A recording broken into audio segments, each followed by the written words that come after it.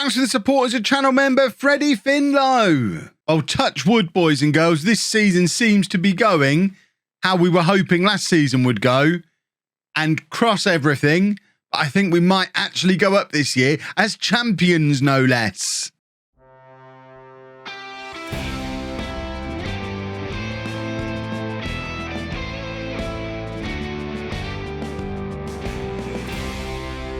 Hello and welcome to part 32 of Bourne in the USA. I'm Kevin. Coming up on today's episode, we have a game for you away against our what was supposed to be our pre-season expected title rivals, Rhode Island, but they're having another very poor season. And then we're probably going to skip the FA Vars game because they're pointless. And actually, to be fair though, we're playing Beachside. You know what? We will show Texas United in the FA Vars because they're actually a half decent side, whereas Beachside are rock bottom of the league and we'd probably just smash them. So although it's an FA Vars game, a game against Texas United, I think is quite an interesting one because it is those teams around us who are giving us a little bit of a problem in the league. We lost against Coyotes again. We always seem to lose against them. QPR US, or as someone put in the comments, QPR us, as in Toys R Us. Much better, much better. We lost against both of those. We also got ourselves knocked out of the FA, or not the FA Cup, the US Open Cup to this lot, who I guess they're in National League Division 1, so they're a decent side. It's just frustrating to get knocked out in the third qualifying round when we know we've made it to the first round in the past. And that's really the only route to fixing the financial problems we've got. Although Goran Pavlov seems to have been putting his money in his pocket a little bit recently. You can see we're getting closer again to zero on our bank balance. And a lot of it is to come from investments from the board. £190,000 worth of board investment so far this year. Goran Pavlov is putting his money where his mouth is. And I didn't think he had any money. So that's nice. We are still over the wage budget, but luckily he doesn't seem that bothered about that. If we have a look at the club vision, actually he is bothered about it now. Clearly, the last guy we brought in was the straw that broke the camel's back. Robert Guy, I can kind of understand why, because we just brought him in and put him straight in the under-23s, because once again, the scouts were desperately wrong about him. Our scouts are absolute bobbins. I mean, that's just, there's no excuse for that. Should have been a sacking. Should have sacked the scout. I need to start making a note of who scouts who so I can sack them when that happens. What is going on with the conditioning of our players? Is it match day? It's not even match day. Bear with me. There we go. Fitness levels much closer to where I'd expect them to be now. So this is our team for the game against Rhode Island. We've got Buckner in goal, a back four of Nice, Sullivan, Brook and Cullen. Goncalves and Briones in midfield. Williams and Huyan out wide with Stone and Jorge Hernandez up front. Let's get this team submitted and let's get going. Jeff Brook, by the way, is a hero. Club captain. We just had a couple of players who got a little bit of a grumpy on about no game time. He's just sorted them out. He's the Harrison Davies of this save. And the really remarkable thing about Jeff Brook is obviously Harrison Davies in the home save came through really boosted youth academy, and you would expect to bring some really good players through. Jeff Brook has come through a non-existent youth academy and is still awesome. He came through when we were in tier 10. He's our captain in tier 8. He's one of our best players. He has no right to exist, and yet exist he does. And that makes him all the more remarkable, although we are 1-0 down here. And is it Brook who makes the mistake for the goal? That's Brook there. He's not. He's fine. He's just, look, he's standing around having a look. That's fine. That's what he's supposed to do. He's our captain. He's supposed to be standing around having a look, ordering everybody else around him. Around him. Good language skills, Kev. Perhaps I need to go on one of these intensive language courses. Stone plays it into Huyan. Huyan now. Cross coming over for Williams. And that was a big opportunity and a terrible attempt at a finish from Williams. I mean, I don't even know how you miss by that degree, but he managed to. We remain 1-0 down. We are still top of the league as it stands. The team we're playing next in the Vars are actually up into second place, Texas United. So that's going to become an even more interesting match, as they're potentially going to be our next title rivals who present themselves. Rhode Island have got a free kick now. If we concede again here, I'm a little bit alarmed. I know Rhode Island are supposed to be a good team. They were the pre-season title favourites, but they've been trashed this year. And here we are. We were 5 points clear at the top of the league. I've just recorded an intro where I said I thought we'd go up as champions. And now this is happening. We could conceivably get 2 defeats out of this episode now. This is a disaster. Much better showing in the second half, please. We've got Jackson Hernandez down on the bench. You might need to come on and sort a few things out because nobody seems to have turned up today, which is alarming, to say the least. There you go. Jorge. There probably is a Javier Hernandez. We'll perhaps bring him in as well. In fact, isn't he the fella who used to play for Man United? We probably won't bring him in. I mean, we can try. I just think it's unlikely. Cullen plays the ball forward to Briones. Briones to Stone. Stone to Huyan. Jorge is in loads of space if he can find him. Just needs the cross from Huyan. In fact, he's won what looks like a very soft penalty. We'll take goals by any means. A soft penalty is just as good as a hard penalty, boys and girls. That's one for your Kev's football rule book. And we've gone 1-0 up. Stephen Stone. We've gone 1-0 up. We're 1-0 up in the second half. It's still 2-1. Rhode Island 2, Bourne 1, Stephen Stone with the goal. And now we've got the entirety of this second half to try and drag ourselves kicking and screaming back into this football match. We are well ahead on XG, but XG apparently doesn't get you points in the league, which is a little unreasonable because we always seem to do well for XG. Even in the games we lose, we shouldn't have lost him. Stone now looks up and he's got Hernandez ahead of him. Ball over the top. It's a perfect pass for Hernandez, and you would back Hernandez with everything you've got to score there. But somehow the goalkeeper makes the save, and our search for an equaliser continues. It's back in pretty much the same position the previous highlight started. A Rhode Island throw deep into our half. But this time it's going to lead to a goal, and it's disallowed. That's all right then, because it was such a silly goal to concede. Buckner never should be coming out for that unless he's going to get there. And yeah, I mean, it's very, very marginal. That guy's well offside. But Buckner, if he's not getting there, don't come out. Just stay back, stand on your line and catch the ball when it comes over the top of you. You can't half commit to something like that. Right, Cullen now with the throw. Finds Stone. Back to Cullen with the big, deep cross. Looking for Williams, I think it was, at the far post. Hernandez now with the effort that goes just over, and we need the Hernandai to combine, I think, here. We're going to let this corner happen first. Perhaps Brook will grab us a goal. He's hit the post, but we need to make some changes because we do need a goal. And actually, rather than combining the Hernandai, we will combine the Hernandai, but in a different way. Jorge's going to go out wide. Jackson's going to come on up front, and we're going to bring on Fava on the left-hand side for Williams, and then Flores can come on in midfield. It's a pretty typical change when we're in need of a goal, which isn't very often at the moment, but we really do need a goal now. We've demanded more. We've got 18 minutes left. This is going to be a very unjust defeat if things end as they are. Stone plays it into Jackson Hernandez, who shoots from the edge of the area and grabs his 4th goal of the season. He's still got it, boys and girls. We just have a lot of very good strikers now, and at the moment, he's the one not currently in possession of a starting spot. But if he rescues many more games like he seems to be rescuing this one, he'll find himself nailed on starter again in no time. It's a lovely finish from Jackson Hernandez. It's 2-2 now, and we are on the attack again. It's Stone playing the ball back to Flores. Flores has got Cullen on the overlap out wide here. He hits another one of those deep crosses, but this time nobody is pushing forward to get onto the end of it, and the goalkeeper holds on to that for a long, long time, trying to give his team time to recover from this relentless pressure they're under at the moment. Fava with the cross to Stone, and Stone grabs his 10th for the season. It's 3-2 to Bourne now, and we are all over them in this second half. Rhode Island 2, Bourne 3. This has been an incredible performance in the second half as we drag ourselves back into the game and right a wrong from the first half. Let's not throw it away now, boys and girls. Stone's on a hat-trick. Jackson Hernandez is back in the goals. It's like it's 2 years ago again. We're 6 points clear of the top of the league as it stands at the moment, and we play second place next in a silly cup competition we don't care about. So it's going to be an interesting test against them. Free kick from range again for Rhode Island, but this time Buckner does get there.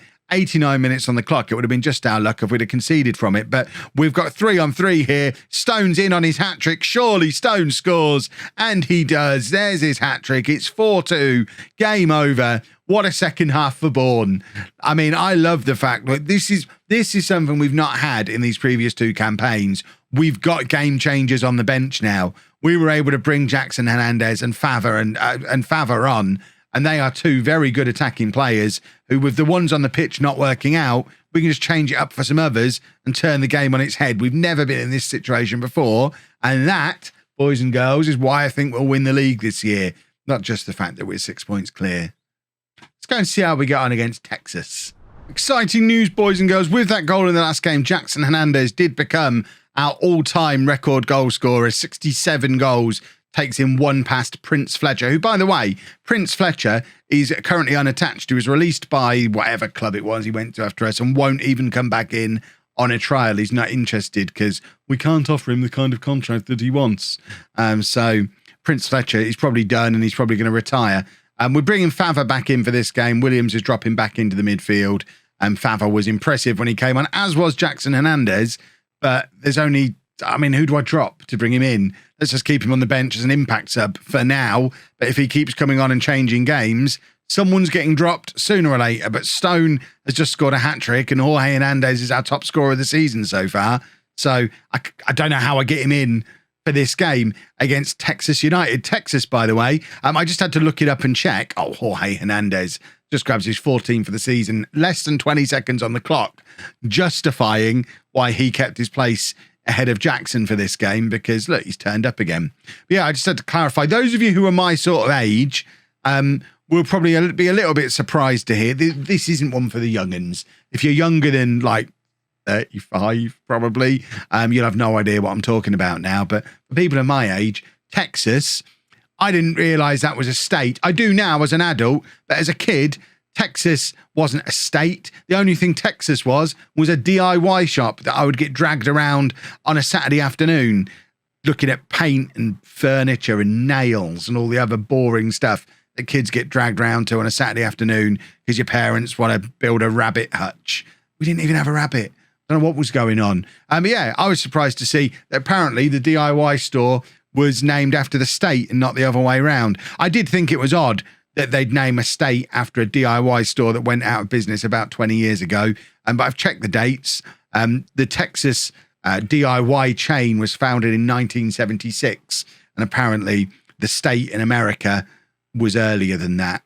So these are the things you learn from this series. We're 3-0 up after 4 minutes, by the way. They wish they were a DIY store. At this point, this is the second best team in our league that we're absolutely ruining here, folks. Nice plays it over to Stephen Stone. Stone shoots from range. I thought he was going to make it 4 inside the first 10 minutes. There should be a rule. If you go 4-0 up inside 10 minutes, just call it there.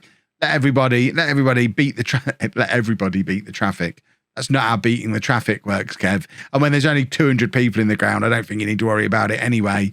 But I wonder how many people have travelled up from Texas for this US FA Vars early round game all the way up in Massachusetts. I imagine there's not a large travelling contingent, but I guess that's where they all are. There's often one guy at the back if you adjust the camera angle.